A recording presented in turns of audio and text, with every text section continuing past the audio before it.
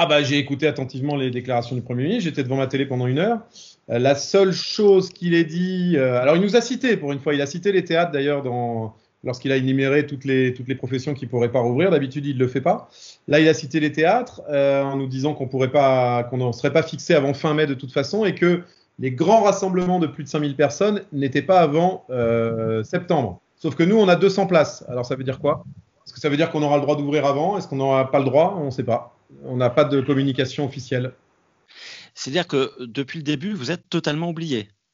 Ah bah depuis le début, alors totalement oublié, ça serait faux de dire ça, parce qu'on s'est bougé. C'est-à-dire que si on était resté tranquillement dans notre coin tout seul, chacun dans nos théâtres, jamais on n'aurait eu aucune information. Nous, on a décidé de se battre et donc on a décidé de se regrouper en association. C'est ce qu'on a fait, l'association des théâtres privés en région. On s'est créé il y a à peu près 15 jours. On a rassemblé plus de 80 théâtres de province, comme le Théâtre à l'Ouest, mais dans chaque ville de France. Et donc, ça a fait un petit peu de bruit parce que comme on s'est rassemblé, forcément, on a réussi avec nos contacts divers et variés à communiquer auprès de la presse et se faire entendre et finalement toucher une députée plus exactement, qui s'appelle Dominique David, qui œuvre beaucoup pour nous et qui nous a permis d'entrer en contact avec monsieur Kutniak et madame Sophie Zeller qui sont au ministère de la Culture. Donc on a eu un contact avec le ministère où on nous a dit qu'on allait nous aider et nous entendre et depuis plus rien. Vous ne savez pas quand vous allez être aidé, vous ne savez pas pour quel montant et en attendant, il y a des pertes importantes. Alors, on nous a dit, mais il n'y a pas eu de communication officielle, mais on nous a dit qu'on allait avoir un pourcentage de nos frais fixes de remboursés, mais quand exactement entre mi-mai et fin mai. Donc ça veut dire qu'entre le 15 mars et fin mai, il sera passé plus de 2 mois et on n'aura touché aucun argent. Donc normalement, ça devrait arriver à partir de fin mai. Et puis l'après, surtout, on n'a pas pour le coup, on n'a rien pour après. Qu'est-ce qui se passe après? Parce que fin mai, on ne va pas rouvrir. Et même si on rouvre début juin, début juillet, début août, on ne sait pas. C'est pas la meilleure période pour les théâtres puisque c'est l'été. Est-ce qu'on va devoir respecter une distanciation sociale? Sans doute, c'est-à-dire respecter un siège sur 2. Donc ça veut dire que nos jauges vont être réduites de plus de moitié. Donc est-ce que c'est rentable d'ouvrir? Parce que moi, si c'est pour ouvrir et continuer de perdre de l'argent, ça ne sert à rien. Aujourd'hui, mon théâtre perd 18 000 € par mois. Je ne parle pas du chômage partiel. Si demain j'ouvre et que je continue de fonctionner à perte, c'est pas la peine.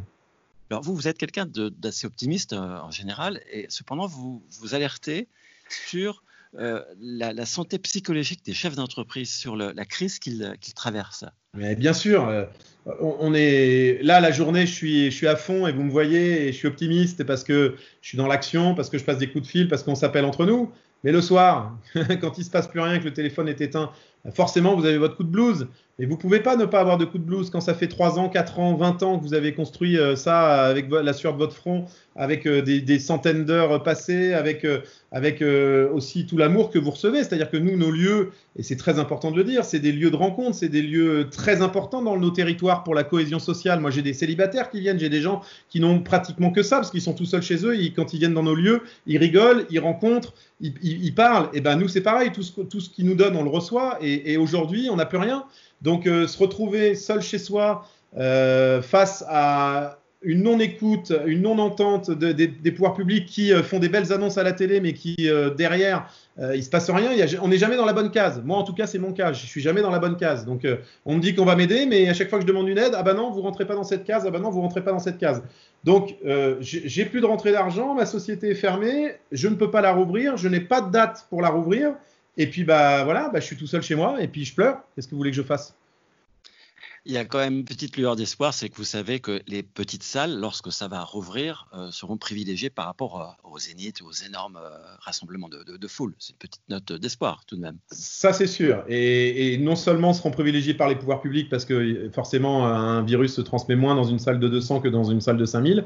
Et puis peut-être par les artistes qui commencent à comprendre que ces grosses salles, c'est peut-être plus l'avenir du spectacle. Je pense qu'il y aura un avant et un après dans le monde du spectacle de toute façon. C'était déjà le cas un petit peu avant où de moins en moins de gens aimaient aller au Zénith voir des spectacles d'humour. Je parle pour l'humour, je parle pas pour la musique. Mais pour l'humour, on aime bien avoir les mimiques, on aime bien rencontrer l'artiste après, on aime bien avoir ce côté intimiste. Donc forcément, il faudra repasser par ces petites salles. Donc effectivement, c'est la note d'espoir. Mais quand, ça, c'est autre chose. Et surtout, pour que ça arrive, il ne faut pas que ces salles ferment. Et aujourd'hui, on est plus dans la direction de fermer parce qu'on n'a pas d'aide que de rouvrir tranquillement. Là, je viens de lire, juste avant que vous m'appeliez, je viens de lire un communiqué d'une librairie au Havre qui ferme définitivement ses portes. Voilà, c'était un lieu d'échange de culture, et ben on la laisse fermer, et voilà. Donc ça veut dire que ça arrive. Il faut arrêter de penser que tout va être comme avant. Cette librairie-là, elle avait sans doute pas beaucoup de trésorerie, comme beaucoup de lieux en France. Et voilà, et on a beau dire on va vous aider, si on n'a pas de trésorerie et si on n'a rien pour vivre, ben on ferme. Voilà.